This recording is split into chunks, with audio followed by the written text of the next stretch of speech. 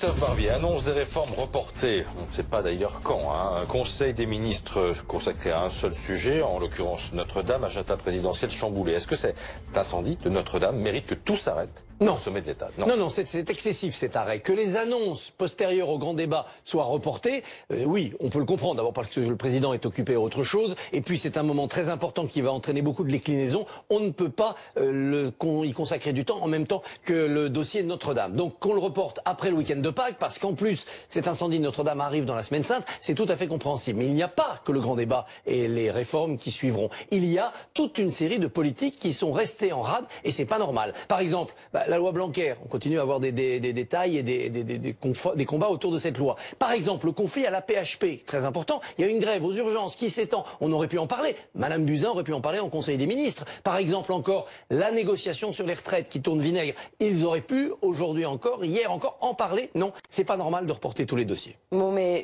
donc il y aurait une tactique, d'après vous? Ah oui, bien sûr. Et avec quel bénéfice politique alors? D'abord, quand même, de se mettre à l'unisson d'une opinion qui est choquée. C'est vrai que les gens parlent essentiellement aujourd'hui dans leur entourage de Notre-Dame. Donc Macron vient se mettre à l'unisson de l'opinion. C'est pas tout à fait le rôle d'un président. Il y a un tout petit peu de démagogie. Par ailleurs, dans cette opinion, il y a une opinion très sensibilisée, c'est la France chrétienne. Ce sont ces démocrates chrétiens, cette France quand même globalement de droite, qui est un des territoires de chasse électorale d'Emmanuel Macron, surtout à un mois des européennes. Donc il y a aussi cet objectif-là. Et puis il y a l'objectif majeur, marginaliser les gilets jaunes. Faire comprendre que puisque Notre-Dame doit nous rendre tous meilleurs, il serait peut-être temps de mettre un terme à ce conflit et de ne pas descendre dans la rue de manière virulente comme c'était prévu. Cette tactique-là qu'on a encore entendue hier dans la bouche de Brigitte Macron, sortant de Notre-Dame, eh bien, cette tactique-là, elle est quand même extrêmement politicienne. Est-ce qu'il peut y avoir un retour du social dans la rue compliqué pour le président de la République? Oui, bien sûr. D'abord parce que les annonces qu'il va faire vont entraîner des commentaires. Et puis ensuite, il y a les dossiers dont je parlais. Force ouvrière a claqué la porte hier. Les négociations sur les retraites. C'est un moment important et donc ça va compliquer la tâche du président